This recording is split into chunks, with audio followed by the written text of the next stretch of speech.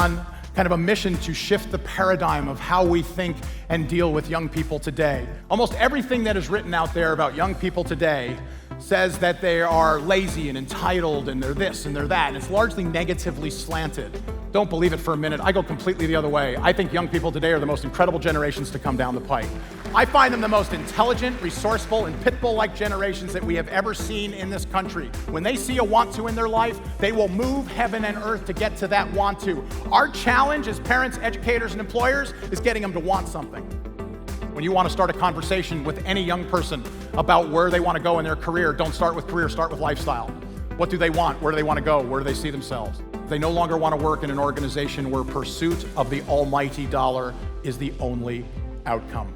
They want to work in an organization that gives back. They want to work in an organization that has purpose. They want to work in an organization where the pride of their contribution will actually add to the greater good.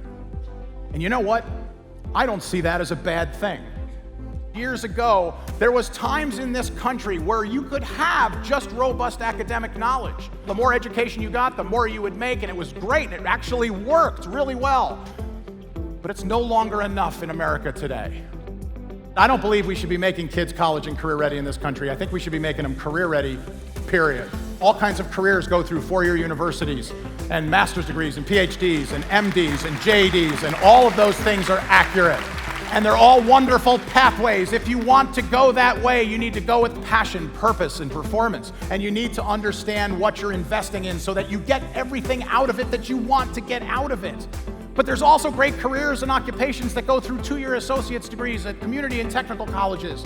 There's also fabulous careers that go through certifications and advanced certifications and licensures and apprenticeships.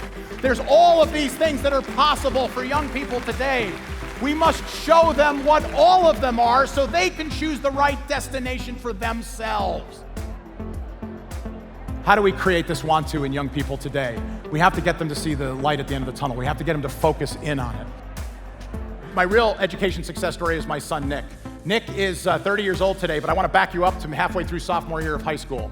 Nick is my ADHD kid. Nick hated going to school with a passion. He was sporting an impressive 1.5 cumulative grade point average. Until the day he walked into a programming and software development class. He came home and he said, "Dad, I know what I want to do with the rest of my life." He said, "I want to be a software engineer." Somebody planted that in his mind. He said, "I'm going to have to graduate high school. I'm going to have to get a 4-year degree in computer science. I'm going to have to then get some work experience, and then I'm going to have to go back and I'm going to have to get a master's degree."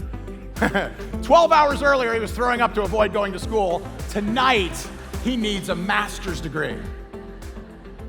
If the want-to is strong enough, the how-to will come. His want-to was so strong to become a software engineer that he started doing homework. He started turning it in. He started raising his grade point average in schools, and suddenly, 2.5 is where he finished.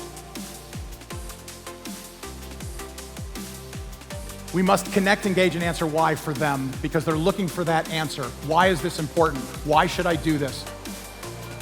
You ask a young person to do something 39 or younger and they look back at you and they say, "Well, why should I do it that way?" Most of us in this room take that as a smart aleck response. Most young people are saying, "Look, I am unique, I'm special, and I'm important. I know how to use technology, I'm intelligent and resourceful. Why do we do it this way? Because there has to be a better way to do this. There must be a positive way to make a bigger impact in what we're doing. Why do we do it this way? Because I want to make a difference." Growth in our lives, in any of our lives, happens when in fact we step outside our comfort zone, almost never when we are inside our comfort zones. No matter where you are, make a bigger difference with those young people who are in your sphere of influence. How you can connect with them at home, how you can connect with them in a classroom, how you can connect with them anywhere you deal with them. And feel good about what you do here every single day because what you do makes a tremendous difference in the lives of students and those younger generations that are within your sphere of influence.